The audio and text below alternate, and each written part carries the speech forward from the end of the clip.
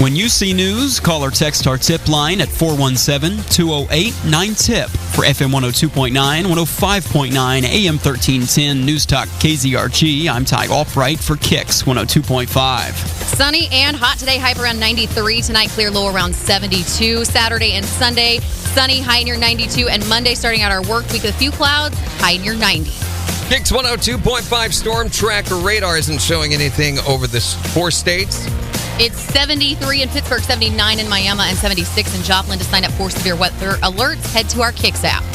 So it's KIXQ 102.5, the 4 states #1 for country, and Morning Kicks with Randy and Kaylee. We're going to be doing something a little different this morning, as we were talking about 12 minutes ago. Today, we're going to be stopping the music, stopping the programming so that we can have a conversation. We've got 5 very special guests in studio with us, and make them welcome to Wraine Meadows, who's the graphic designer, web designer here at Zimmer Radio. Melody Colbert-Keene, former Joplin mayor, Joplin City Council member, and the owner of Me's Place Soul Food and Kitchen. Reverend Walter Simpson from Lighthouse Temple Church of God in Christ in Pittsburgh, Kansas. Khalif Steele from Bella Vista, Arkansas. He's a graphic designer at Little Bird Marketing. And Keenan Cortez, one of Joplin City's newest council members and the operations manager for Crothall Healthcare at Freeman Health System. Good morning, guys. Thanks so much for coming in. I got to say, I know this takes a lot of courage to come in and have this conversation. What we want to accomplish here today, I think, it's hard for some people to realize this, but there honestly is a such thing as white privilege. I myself have had trouble coming to terms with that concept, but I think a lot of our culture has trouble processing the idea that not everybody has the same advantages as everybody else, and that's wrong. That's why we wanted to bring them in this morning, people from our area, to speak from their own experiences of being African American in a largely Caucasian community. And the hope is that this will help us process the events of the past couple of weeks and give some context to how it affects our own local culture, and maybe even help us find some direction on what we can do to help bring about racial reconciliation and advancement of equality. Guys, good morning. Good morning. Good morning. Again, thank you so much. You guys are I know it takes a lot of courage to come in and have this conversation. It takes a lot of courage to listen to this conversation with an open mind and an open heart, and that's what I'm encouraging the KIXQ listening audience to do today, is just listen and keep your mind open and listen to the comments today. I've got some questions. First off, I want to start off, and Keenan, I'll just start with you over here and ask, because I'm going to ask each one of you this question. What was your reaction after hearing about the killing of George Floyd? Good morning, Randy. Good morning, Kaylee. Thanks for having us on today. It's an absolute privilege to be involved in a conversation that must happen. Yeah. Let me start by saying, when I first seen the video, when I first watched it all the way through, my initial reaction was, that could have been me. Mm-hmm. That could have been one of my children laying there. That could have been any American citizen, Joplin, Knight, somebody from Webb City, Carl Junction, and it didn't need to happen. My initial reaction was, that did not need to happen. Why did that happen? And then, of course, just like if it was my brother, if it was one of my children, was one of my close friends, I was hurt. I was sad. And then that got replaced with anger and frustration. So my initial reaction to that was all of that coupled, and it's hard to articulate exactly what the feeling is like inside of you, and because you would think now, after all this time, that we would kind of be numb to it, but no, we're not. Right. We're not. As a black male, I'm not numb to that. It hurts me all the way to my core when I see things like that. And Wraine, I'm going to ask you the same question. I want to remind everyone we're also on Facebook Live while they're moving the mic, and invite you to come on there at Facebook.com/KIXQ1025. Wraine, what was your initial thoughts and feelings after you first saw the video? The first thing that came to my mind was, when is it going to stop? And then it was sadness, anger, heartbreak. The part where he says mama, as a father, just broke me straight to my core. The fact that at that point he probably knew this was it, and he was calling out for his mom. It shattered me to my core. And it's pretty desperate before you're calling for mama, don't you? Yeah. So that's what it was for me, and it was frustration and just, when is it going to stop? Leaf, what about your initial reactions? Yeah, I think all of that really kind of sums it up for me. Personally, I was just devastated. Like, between him and Breonna Taylor and Ahmaud Arbery, it just seemed like there was this endless string, and going back to back to back, it was just difficult for me to grasp it. And I there was a moment in time where I just felt helpless. Like, when is this going to stop? There's nothing that I can do. Like, what can I do? I feel like I'm already doing a lot, but it just keeps happening. And so that was really my main takeaway. And yeah, I mean, just like that could have been me. And like, I was thinking about what my mom would think if I was in that position, or what my brothers and my sisters would think. Like, it's just difficult to see that, as opposed to, I mean, we're lucky enough to not have to witness people dying like that every day. But to see it was just devastating for me. And I'll ask the same question to Melody.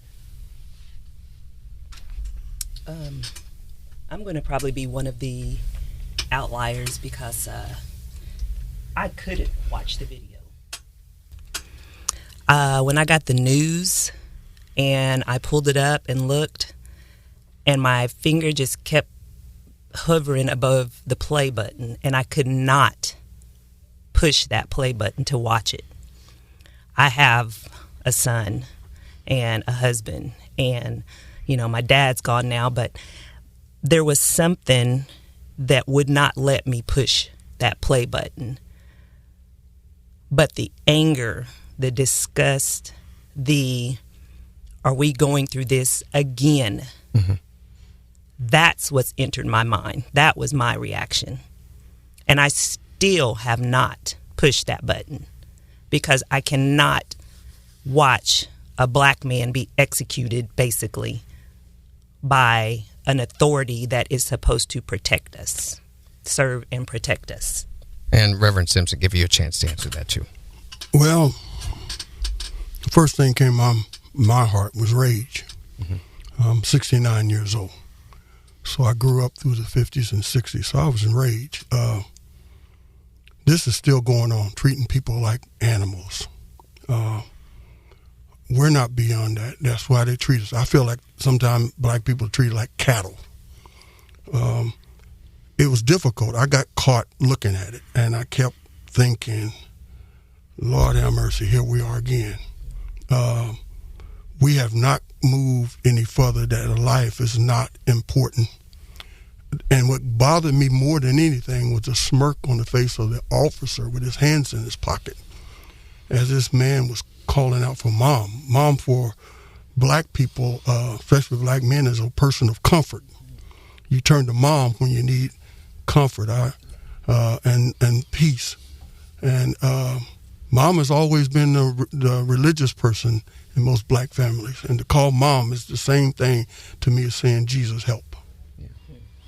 Let's talk a little bit about the protests and the riots. I mean, specifically, Keenan, if you could, what are your thoughts and feelings about the protests and also the rioting and the looting? I've shared this with many people before, is unequivocally wrong. The rioting and the looting is breaking the law and should not be occurring. Having said that, I get it and I understand. The anger that wells up inside of me when I see this senseless murder taking place in broad daylight in front of everybody in the world gives me a sense of understanding why we're burning stuff down and looting stores. I do not condone that behavior. Please don't misunderstand me. That is wrong. Those people need to be held accountable for doing that. But I get it. I get the anger. I understand the frustration, because we're talking about hundreds of years of being treated differently. And that has to end, and it has to end now. I'll ask the same question to Kaylee. What do you think about all the protests, and specifically separate the rioting and the also the looting? Yeah, I agree. I mean, I think that we have to. One of the great parts about America is that we can protest. I think we have to be able to protest, and we have to be able to we have to separate protests and looting and rioting. Like, I don't agree. I don't condone that at all, the rioting and the looting, but I do get it. If you've ever lost a loved one, or something really important has happened to you, or if you lost something, like, you lash out, you are upset, you say things that you regret, you do things you regret. And I think that that is really what all of this boils down to. Like, the Black community has been dealing with this over and over and over for years and years and years, and they're just not being heard. And sometimes the frustration just kind of gets to us. So I don't condone the rioting, I don't condone the looting, but I get it, I understand. Reverend Simpson, you had something you wanted to contribute to this question. Yes. First of all, I thought about the first time I ever read about so-called rioting and looting. It was the Boston Tea Party. We have to understand protest is what we must do. Rioting comes, I'm going to break that in 3 categories. Rioting comes from not having a voice. Back when we started, there was peaceful marching under Dr. Martin Luther King, but H. Rap Brown and Stokely Carmichael had people rioting. Then you got those who are looting. Those are people taking opportunities to rob. We had that in the tornado over here. Oh, yeah. That people were breaking in other people's. So people are taking opportunities to rob. The rioting part is disturbing. However, that's what happens when a person feels like they don't have a voice. Unfortunately, we have, as a Black nation, has lost our voice again. We have begun to start accepting things until something comes like this. Our voice has got to come back. We're more intelligent people, but we need an opportunity to speak, not just be heard after something like this. This should not end when all this cool off. There should be a dialogue continuing while this is going on to prevent this from happening. We got to get the right people in law enforcement. We got people who are going into law enforcement so they can do what they're doing, for the most part. Now, I'm saying there are some good, peaceful officers. I know that. But one bad apple spoils the whole batch. Out of all the good that the officers have done by marching and praying with people, it's been distorted by 4 men. Yeah, I think in any social situation you see bad and good. Any social situation, any social class, there's going to be bad and good, because realistically, and you as a reverend know this, we as a human race are broken. We're very broken, and we've lost our way. We have, and I'm going to say it, we have put God on the back burner. Yeah. When we were, and I think about our time, the things that changed with Dr. King wouldn't have never came about without the church. Without a moral authority, what is your moral code? Your animals, and you got what you got now. Yeah. You got the looting, and again, that looting is a small percentage of the protests and the riots. And the reason, and some of the riots are being provoked by people not knowing how to handle it, how to communicate, how to diffuse it. Well, you not only get the rioting, but you also get people killed, just like George Floyd. Yes. So, Melody, Joplin and the 4 states, they are, I mean, depending on where you're getting your information, 95 to 98% Caucasian, and I'm sure that makes it especially difficult to look at and different for this area. If someone listening to this or watching it on our Facebook Live, and everything they've seen that's happened over the last couple of weeks, and they think, I'm not troubled by, I'm troubled by all of this, I am not prejudiced, but what would you say to them?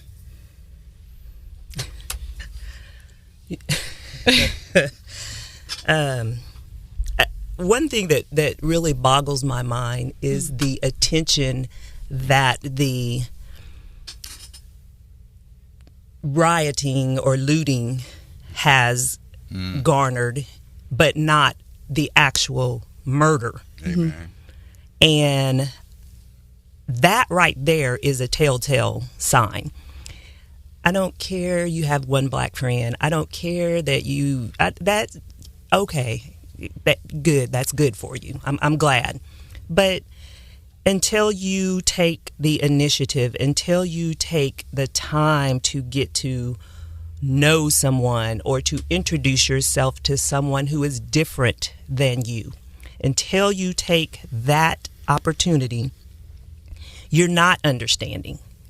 And just to piggyback off of what the Reverend has said about your previous statement, when and how should we be protesting? It's never a right way. It's never convenient. It's never, you shouldn't do that. You shouldn't kneel. You shouldn't stand. You shouldn't march. Don't be in your own house. Don't lay down. Don't put your hands up. Don't do that. Everything that we have done peacefully has been met with silence, with nothing. When and where and how should we, as the disadvantaged race of people, and there are more, don't get me wrong, I'm not saying we are exclusive to that, but when, where, how, what should we do? Mm-hmm. Because I can guarantee you, when we had I'm sorry, I don't mean to take that, but when we had the protests for the mask wearing and they went up to the Capitol armed in rifles and AK-47s and all of that, black people show up like that, we're shot on the spot. Amen. We have guns. Don't get me wrong. We have guns.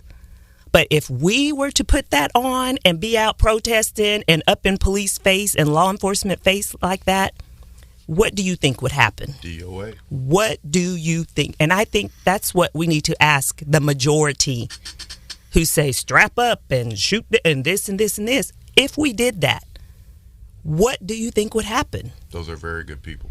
Wraine, same thing. So someone says, I'm troubled by everything that I've seen over the last couple of weeks. I am not prejudiced, but what would you say to them? Speak up. That's, for me, the big thing. Nobody's perfect. And I think a lot of time the conversation gets uncomfortable because people think, well, I'm not prejudiced. But when somebody of color says something that they feel, offended by, they feel like, okay, maybe I have done that, so I don't want to talk about that because that might be admitting some kind of level of guilt, whether it was intentional or unintentional. But I think one thing is just speak up. If you're in a group and somebody is telling that off-color joke, stop them. It's like, don't just, well, I'm not going to really laugh at it. I won't repeat that joke. No, stop the person you hear saying it, And we had a discussion last night in a group of friends, and I said it would be the same as somebody doing an off-color joke about a woman that you knew. Would you not say something? Say, that's not right. Yeah. I don't appreciate you talking about her that way. Yeah. And prejudice comes in all different levels. Yeah. Reverend Simpson, you wanted to answer this? Yeah, I want to dance with this one. Injury or damage resulting from someone's judgment or action of another in disregard of one's right. And that's a definition of prejudice. Specifically. And the one thing is to admit one thing. All of us have some. Yeah. All right. Number one, when a person say I'm not prejudiced, I'm concerned. Mm-hmm. That means that you're trying to tell me that you don't have something that bothers you. Yes, we're influenced by a lot of things. There's an injury out here, and too bad, and it's really bad that we're having to talk about George Floyd's death when there's been a lot of deaths going on, not just the ones in just this year, but it's going on. But also there's another death, and that's the death of influence. If we go fill out a form anywhere, one of the first questions is, what's your race? When we stop categorizing ourselves as a race, oh, yeah. I mean, you can describe me as a black man, I don't mind being called a black minister. I'm getting tired of having to check a box saying I'm Afro-American. I'm American. I'm human. And if we get rid of all these other labels, we're going to get better off. But as long as we got those labels there, there's going to be prejudice. And I want to ask, that leads into the next question. Cleve will ask you specifically, you hear people make this statement all the time. Well, I'm colorblind. I don't see color. Do you think it's a really good idea for people to be colorblind? No, I hate that statement, honestly. Like that's the opposite of what I want you to be. I want you to see my color. I want you to recognize that we're different, that we have differences, but I want you to walk with me in that. I want you to understand where I'm coming from, understand that we are different. But yeah, I hate that statement. There have been several people who've said that to me, and like, okay, that's great. You're completely missing the point. And Keenan, you want to answer that too? Not only for me is the term colorblind offensive, I personally don't like the term African American. I'm from Carthage. And I was going to ask, I'm not from Africa. How do you? Because I know people want to be cautious. What is the proper way to refer to? I'm a Negro. Negro translated in Spanish is black. I'm a black man. I'm a Negro. When did all of a sudden I become an African American? I'm not from Africa. I was born at McCune Brooks Hospital over in Carthage. I've never even been to the continent. I've been around the world with my military service, but I'm not from Africa. My ancestors are from Africa, but I'm not an African American. I'm an American. I served in the United States military for the United States of America. Well, how many Caucasians? They don't identify as French, German, or Irish, Scotch, or American. So why do I have to be an African American? Why do you have to be colorblind? Why can't you just see me as a man? Why can't you just see me as an American man? The part of the question that you asked was 95 to 98% of the 4-state area is Caucasian. Do you know, and do your listeners realize that I can walk into Walmart, and we'll just use that, or we're right next to Food for Less for an example, and I can be going down an aisle and there is someone else in that aisle with me, and do you know that they will clutch, they will hug their purse or not look at me, or turn and leave the aisle because they're uncomfortable with being in that aisle with me, and it's simply because of the color of my skin, and you don't know anything about me. I can do that this afternoon, and I'm a city councilman. I've been sitting on the city council since last March. I represent you in this community. I'm doing hard work for you, trying to make quality of life better in this community. But when I walk down the aisle past you in one of the grocery stores in this town, you don't want to engage me. You don't want to talk to me. You don't want to look at me. You want to hold your purse like I'm going to take it from you. And it's not true.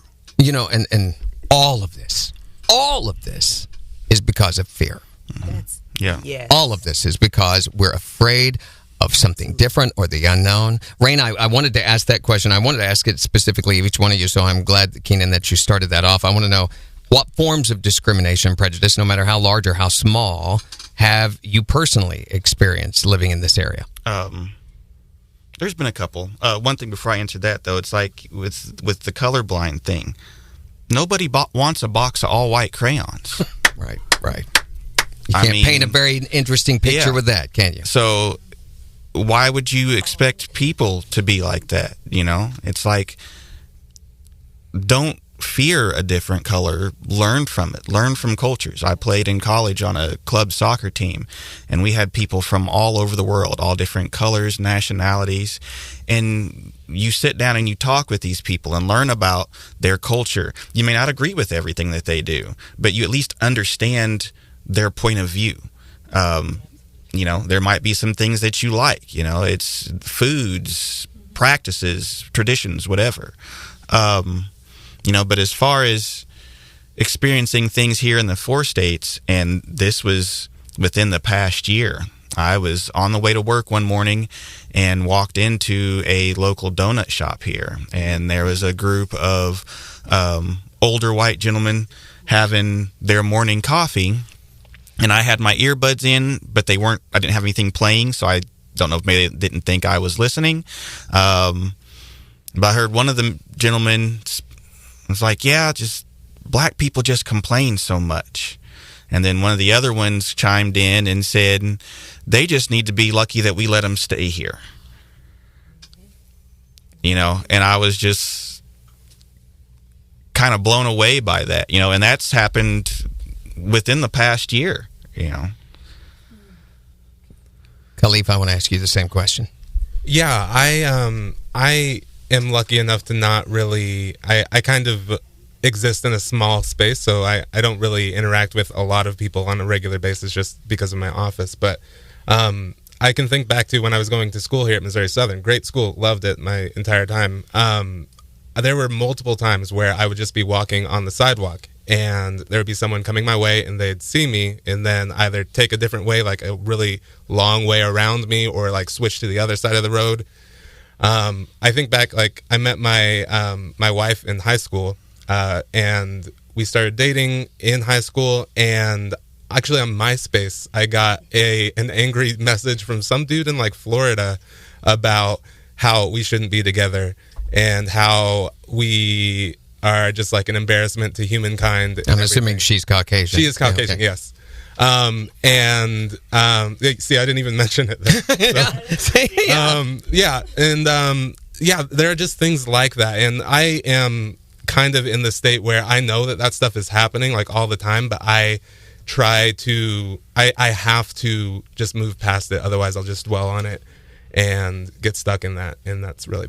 Melody, I'm going to ask all of you this question, but Melody, I want to know specifically two struggles, examples of discrimination and prejudice that you personally experienced in this community. Especially as a mayor. Yeah.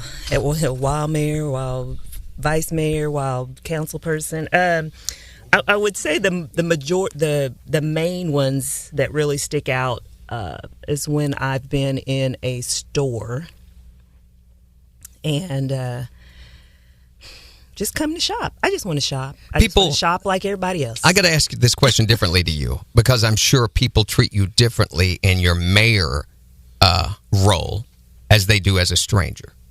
True. And a thing that really stood out when I was mayor, I would just introduce myself as Melody. I'm Melody Colbert King. Mm-hmm.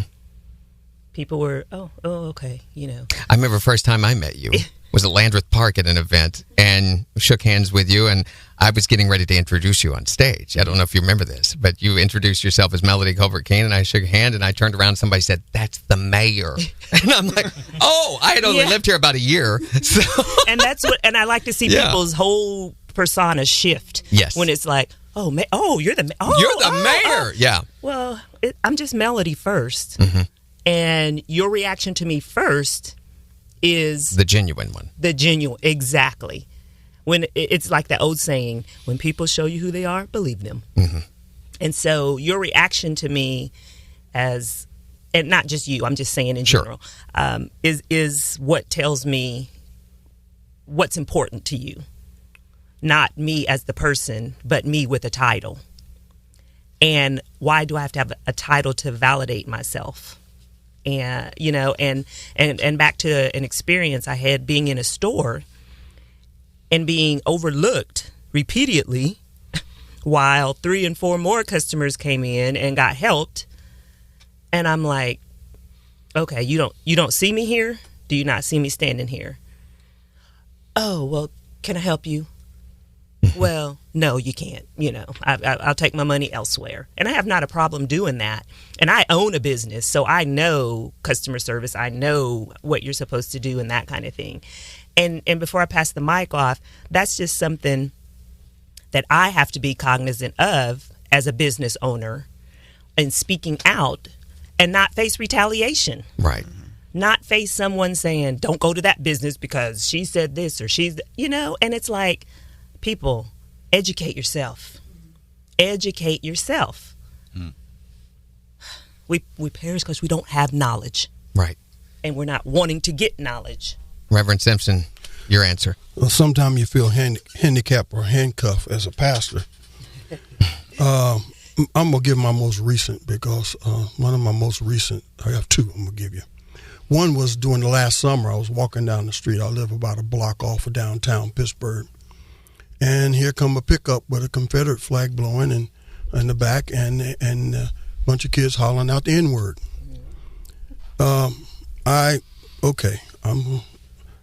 the reason I say okay about it, because a lot of our African-American young people, I'm going to use the word African-American, walks around playing music saying the N-word. Mm-hmm. But the one that got me was I walked into the store in January this year. It was cold, snowing. And I had gone in because I needed to get some items. I walked into the store and I didn't know where the items was. And I walked up to a lady and I said, "Excuse me." The lady looked at me and ran back behind the back of the store. And it bothered me. And so I walked up to the cashier and I says, "I'm going to need to speak to a manager about something." And they went to get the manager, and guess who the manager was? It was her. The woman that ran away from me, refused to help me. I'm a little over 6 foot. I weighed a little over 230 pounds, but I was smiling when I said, "Excuse me," and I said it in a voice like that.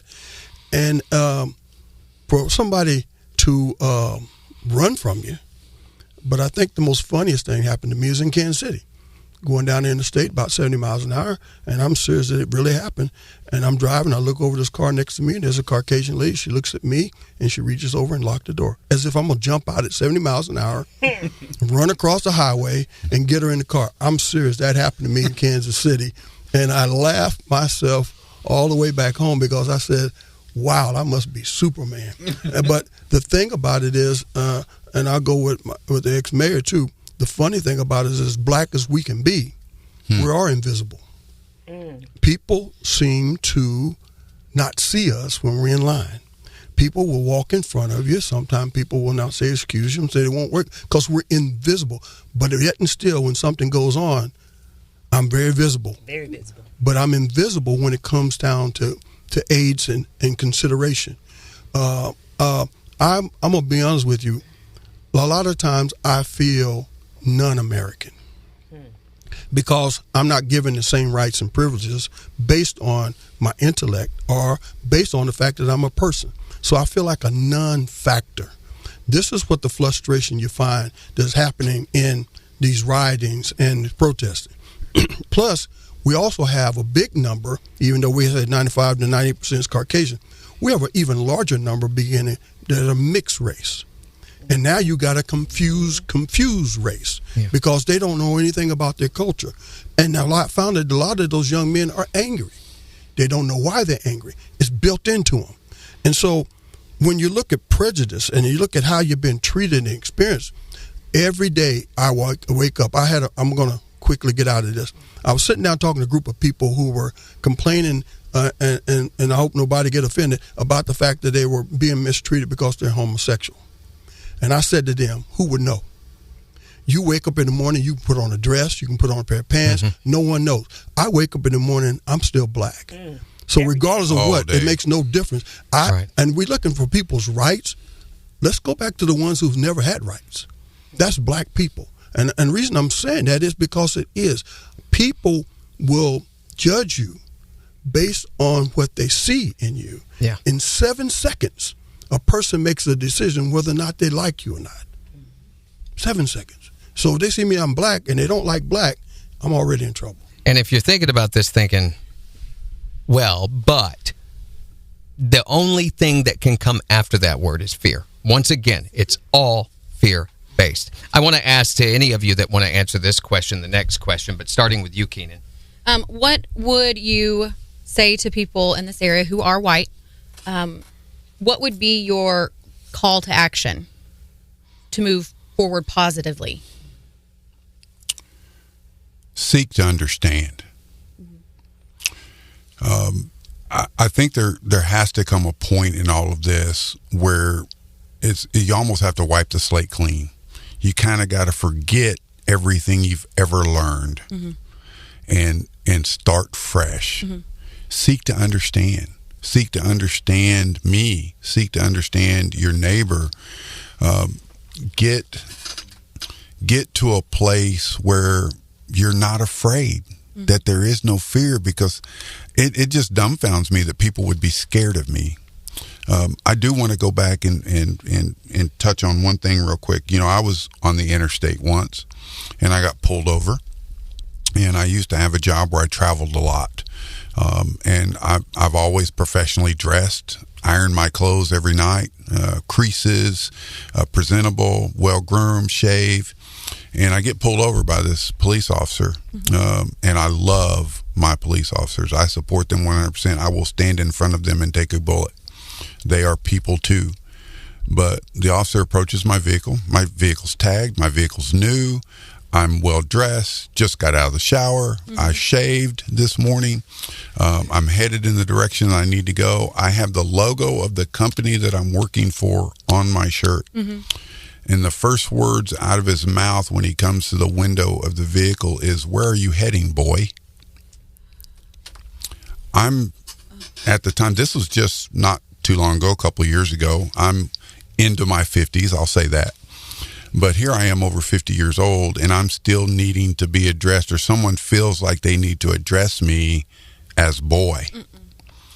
And I'm wearing the logo of the company that I work for. I have business cards. I'm legally authorized to drive a vehicle. I present my insurance information, and I still have to go the extra mile to explain myself as to where I'm going and what I'm doing, because just the appearance of being in basically a uniform, having a business card, and legally able to drive the vehicle that I own, that's actually paid for, was not a good enough for that law enforcement official. Wraine, same question for you. Positively moving forward, what would you say? Education is key. You know, and I've always said that there need to be uncomfortable conversations.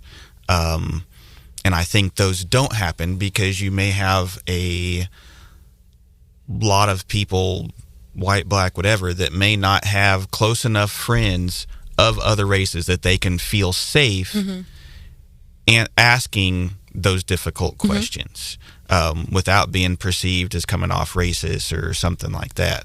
But I think until we learn to have those difficult conversation and ask things about each other, and you know, it goes back to, I know most black people can identify a time in their schooling growing up when somebody said, "Ooh, let me touch your hair because the hair is different," or you know, "Why do you have to put this in your hair?" Or, you know, it's asking those questions is fine as far as why you have to take care of things. You know, don't touch somebody's hair. I mean, you know, respect personal space. But we got to be able to ask those questions, you know, to understand. It's like, well, why do you have to put that in your hair? Well, our hair is different. And in order for us to take care of it and keep it maintained, we've got to do different things than, you know, it's just even for white people that have different types of hair. There's different types of shampoo you need. We're no different. But just learning to have those comfortable conversations. And like I said earlier, speak up. If you see something not right, say it's not right. Don't be complicit with your silence. Khalif, same question. How do we positively move forward? Yeah, I'm sensing a trend here. I think it really is about education and educating yourself. I find a lot of people now wanting to be active and really step out and do something. But before you can do that, you really have to understand what's going on.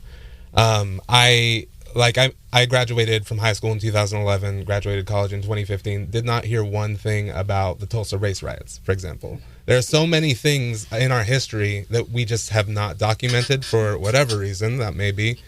But we need to learn about to understand where the black community is as a whole. And so, yeah, educating yourself, that's great. And like Wraine said, getting together with your friends, seeking people who are black out, having these conversations. That's the only way that we can really get through this together.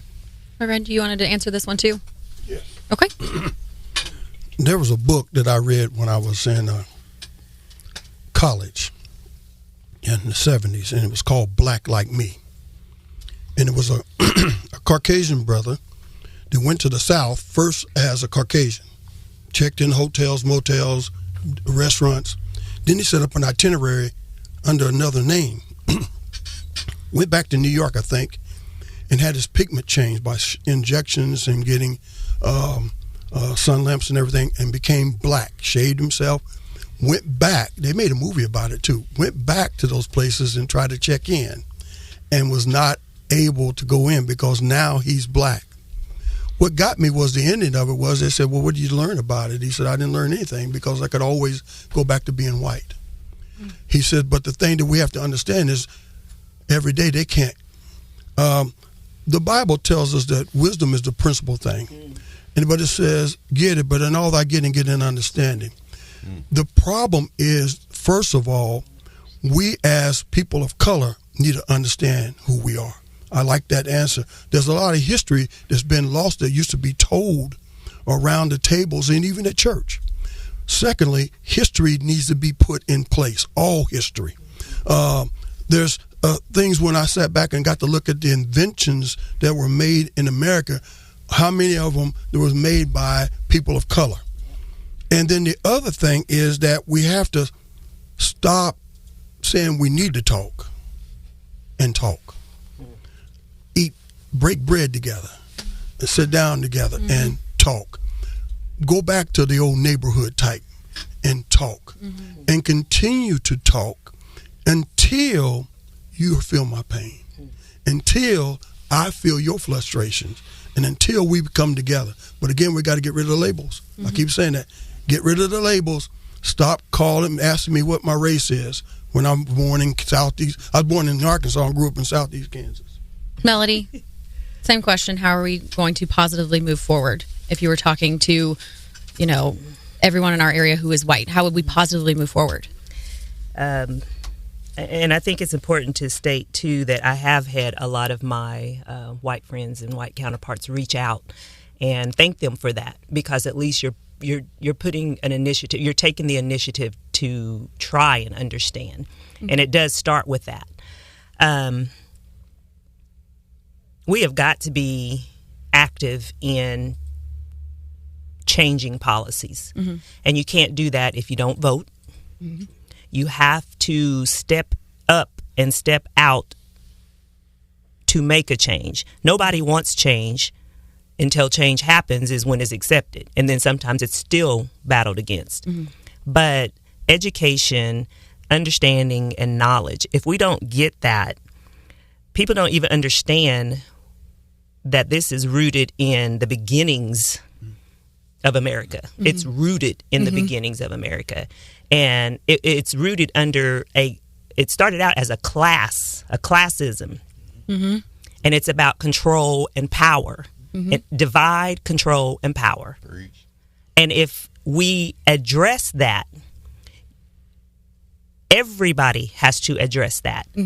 Do we want to lose control? Do the people who have control want to lose it? No, they don't. Do the people who are in the power want to? No, they don't. That is why you have these clashes going on.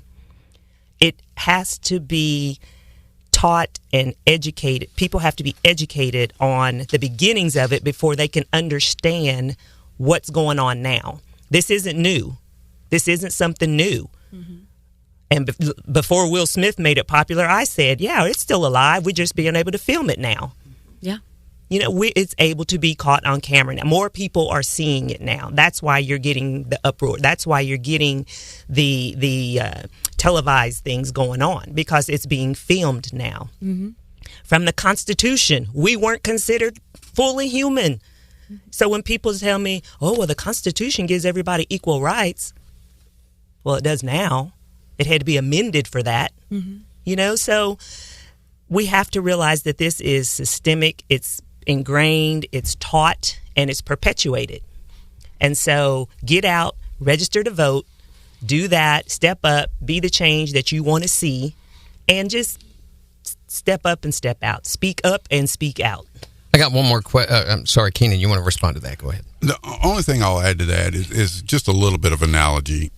Whatever it is that you're good at in this life, if you're good at playing basketball or driving a car or being a radio host, when you first began doing that, it was probably the most uncomfortable thing you had ever done. I can imagine, Randy, your first day on the radio, there was probably some stuttering and some tongue tying. More than a little bit. And messing up your control board over there. Beginning to learn something new is uncomfortable in the very beginning, but we stick with it and we get better over time. And then there comes a point in time when it becomes natural. And it becomes just a part of who we are. But it has to be a practice. But there has to be a beginning. There has to be a starting point. And those starting points are clumsy and they're uncomfortable. And there were times when you go home at the end of the day and you're like, man, I can't do this. There's no way I'm going to be able to learn. But you got to get up, dress up, and suit up for the next day and just keep at it. Yeah, then that kind of leads us into the final question that I have for you guys. I think we all understand this isn't going to change overnight. Just like you were saying, it is going to take a practice, but how do you deal with that? How do you keep from being bitter? And I know there's some people that can't, but how do you personally deal with that? The fact that it is going to take time and that change isn't happening immediately. You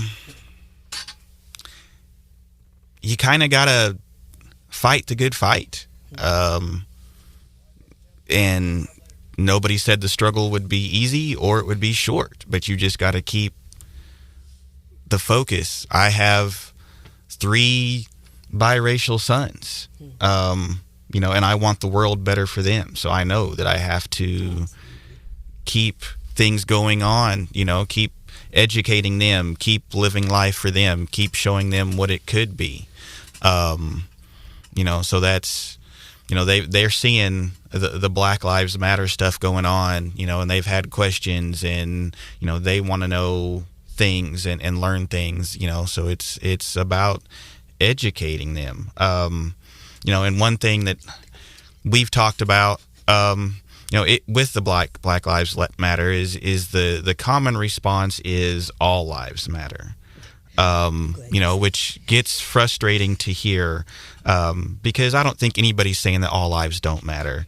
And there's lots of analogies. One is like, you cut your finger hurts. The first thing that you do is you grab the finger that hurts.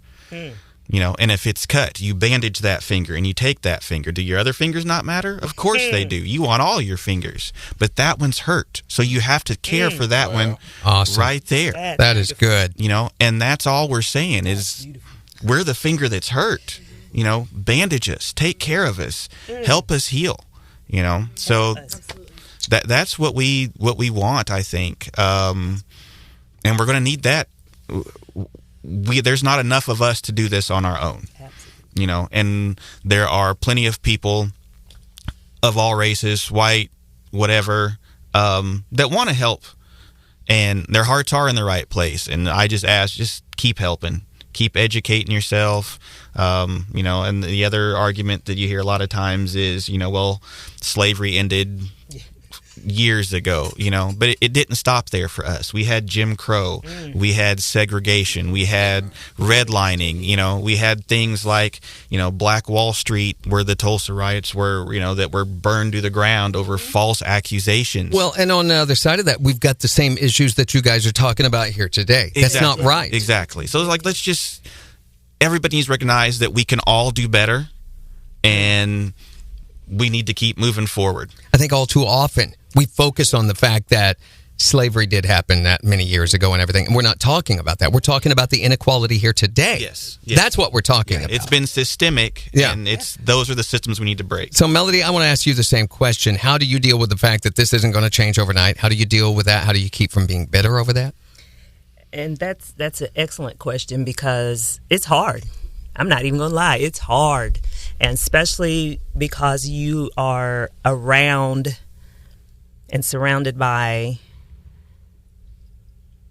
the majority of white people, the majority, and you're in that minority, and you're in a classroom and you're the only black person in there, or you're in the council and you're the only black person on there, or, and it's hard to be yourself sometimes, because you feel that you have to have this certain face on, or you have to act a certain way, or you have to speak a certain way.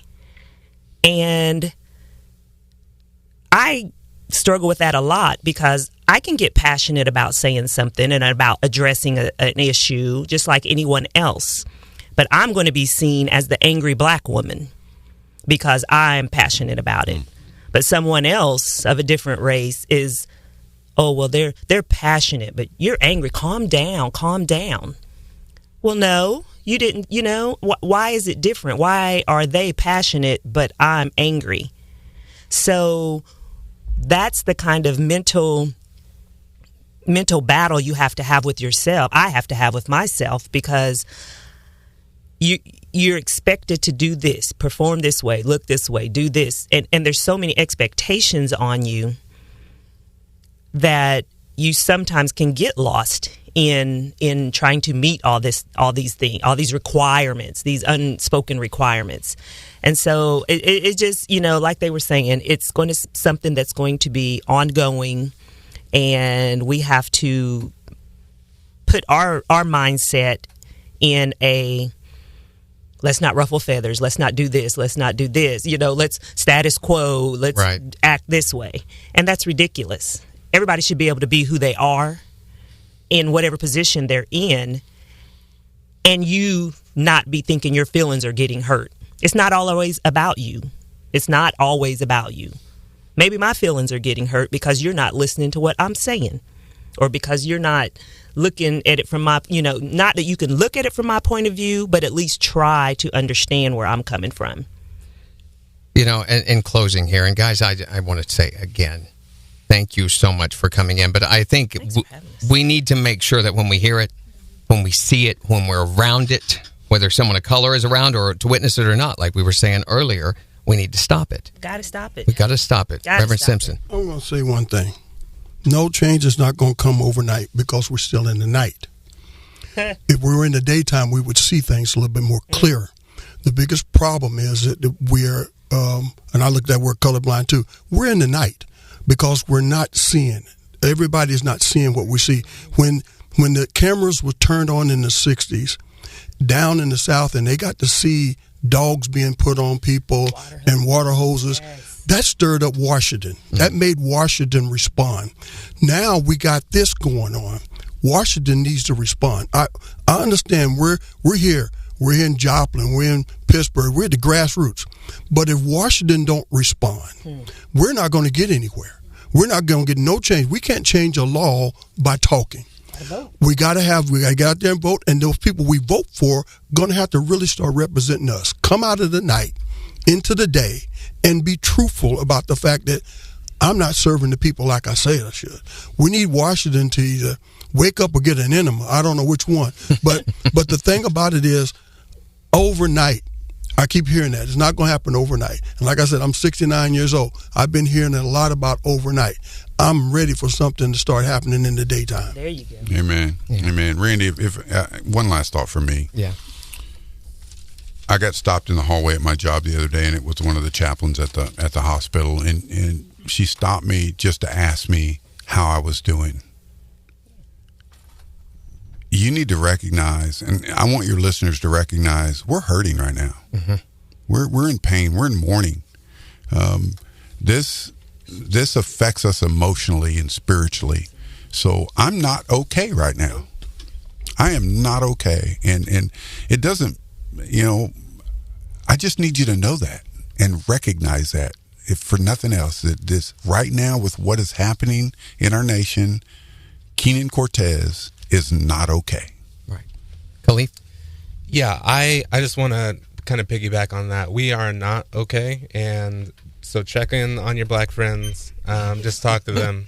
It's really important right now. I think for me personally, I know that it's bad right now. I know that things are tough, but I do have hope.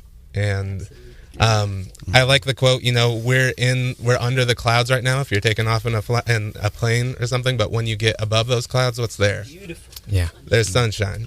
So I think that we are getting there. We just need to keep going. Right. One quick thing in closing.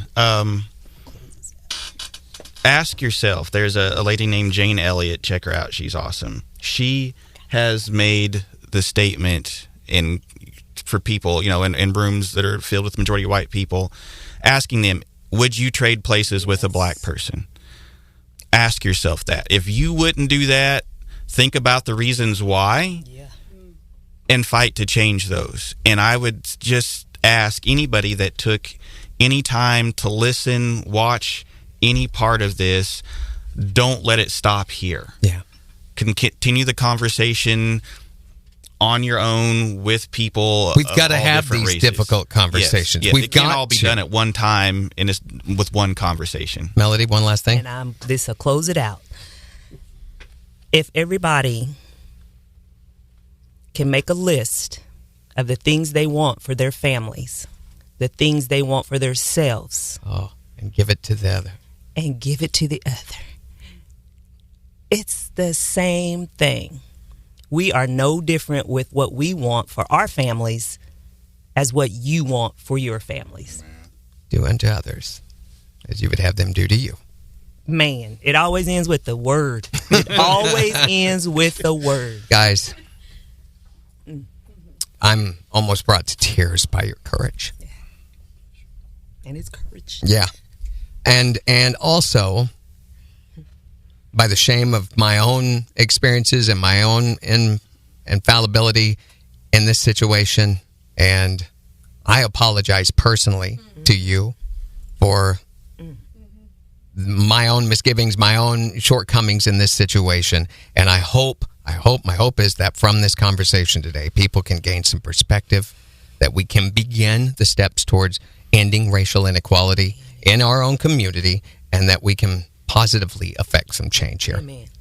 Thank you so much for taking time out of your day. We know that you guys have jobs and you're always busy, doing things with your own lives, and we just appreciate you helping educate our community and helping us, even Randy and myself, understand even more. And we just really do appreciate you coming in. Thank you for Thank having you us so much. Thank you. It's the 4 states #1 for country, KIXQ 102.5. The past few months. 0.5. The past few months. 0.5. The past few months. 0.5. The past few months. 0.5. The past few months. 0.5. The past few months. 0.5.